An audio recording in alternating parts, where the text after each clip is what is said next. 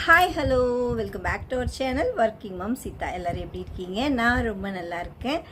இன்றைக்கு நம்ம ஒரு சமையல் வீடியோ தான் பார்க்க போகிறோம். வாங்க டைரெக்டாக வீடியோக்குள்ளே போயிடலாம். சரி, என்ன சமையல்னு மட்டும் பார்த்துட்டு போயிடலாமா?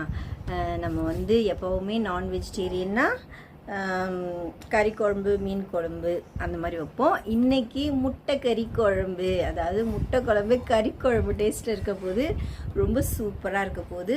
வாங்க, எனக்கு சிக்கன் மட்டன்லாம் போர் அடிச்சிருச்சுன்னா முட்டை போட்டு இந்த மாதிரி ஒரு கறி குழம்பு டேஸ்ட்டில் ஒரு குழம்பு வைப்பேன். அதை தான் நம்ம பார்க்க போகிறோம். வாங்க வீடியோக்குள்ளே போகலாம். எப்படி முட்டை கறி குழம்பு பண்ணலான்னு பார்த்துடலாமா? வாங்க வீடியோக்குள்ளே போகலாம். முட்டை குழம்பு செய்ய ஸ்டார்ட் பண்ணிடலாமா? முட்டை குழம்புக்கு கூடவே முட்டையோடு இந்த அப்பளத்தையும் சேர்த்து வச்சு சாப்பிடும்போது ரொம்ப சூப்பராக இருக்கும். சைட் டிஷ்ஷும் சீக்கிரம் ரெடி ஆகிடும். ஒரே பாத்திரத்தில் வேலையும் முடிஞ்சிடும். அதுக்காக தான் முதல்லையே நான் வந்து அப்பளத்தை பொரித்து எடுத்துக்கிறேன். இப்போ அப்பளம் பொரித்த உடனே என்னென்ன பொருள்லாம் தேவை அதை வந்து பார்த்துடலாம். முட்டை வேக வச்சு எடுத்திருக்கேன்.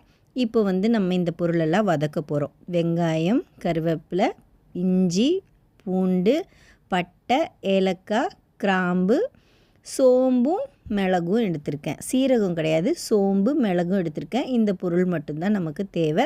இதையெல்லாம் நம்ம இப்போ வதக்க போகிறோம். முட்டை வந்து நான் வேக வச்சு எடுத்து வச்சுட்டேன். ஏன்னா வந்து வீடியோ லேட் ஆகிடும், எல்லாத்தையும் நம்ம வந்து வீடியோவில் போட வேணான்னு. இது வந்து குழம்பு தாளிக்கிறதுக்கு ஒரு வெங்காயம், 2 தக்காளி, கொஞ்சமாக கருவேப்பிலை, பச்சை மிளகா, பட்டை மட்டும்தான் தாளிக்க போகிறேன். வேணும்னா நீங்கள் பிரிஞ்சி இலை அதெல்லாம் கூட போட்டுக்கலாம். பிரிஞ்சி இலை பார்த்தா என்கிட்ட இல்லை இன்றைக்கி.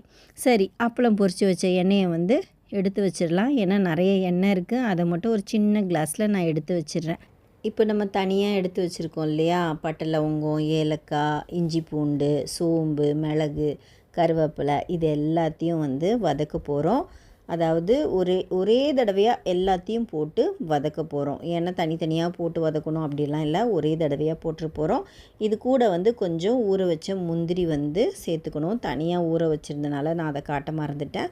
ஊற வச்ச முந்திரி ஒரு 5 இருந்தால் போதும்.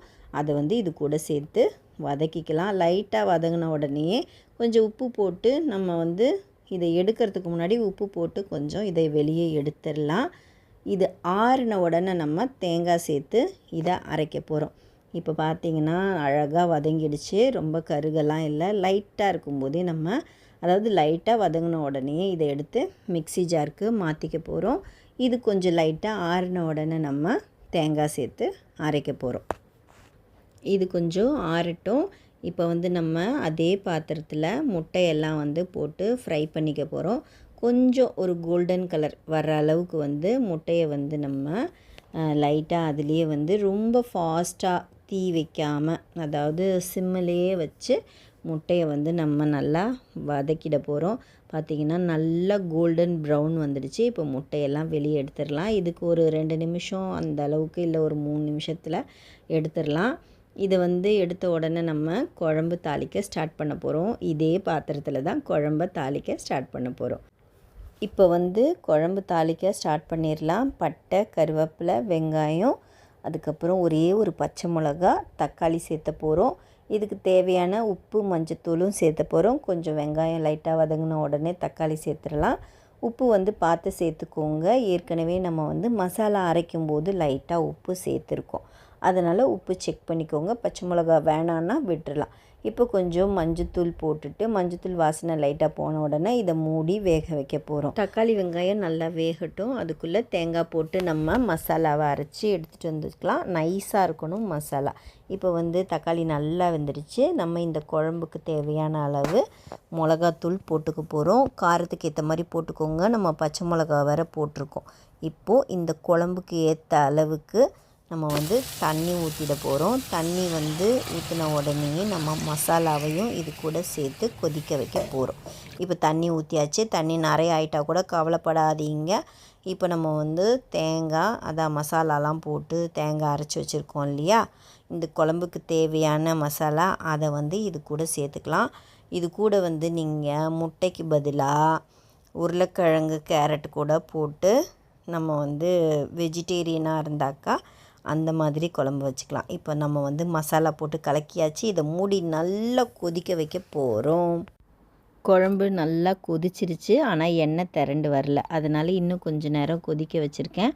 பார்த்திங்கன்னா எண்ணெய் திரண்டு வந்துருச்சு. ரொம்ப சூப்பராக குழம்பு ரெடி ஆகிடுச்சு. இந்த ஸ்டேஜில் நம்ம வந்து முட்டையெல்லாம் வந்து குழம்புல சேர்த்துக்கலாம்.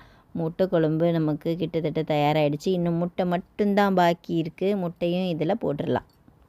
முட்டையெல்லாம் வந்து நம்ம குழம்பு ரெடி ஆகிடுச்சு, அதில் போட்டுடலாம். முட்டை கறி குழம்பு கிட்டத்தட்ட தயார். கொஞ்ச நேரம் அப்படியே சிம்மில் மூடி வச்சுட்டேன். ரொம்ப சூப்பராக இருக்குது பார்க்குறதுக்கு. வீடியோவில் எப்படி இருக்குது எனக்கு வந்து தெரியலை. உங்களுக்கு ஒரு ஃபோனில் ஒரு மாதிரி தெரியுது. வந்து சூப்பராக வந்திருக்கு முட்டைக்கறி குழம்பு. இது வந்து சப்பாத்திக்கெல்லாம் கூட சாப்பிட்லாம். ரொம்ப டேஸ்ட்டாக இருக்கும்.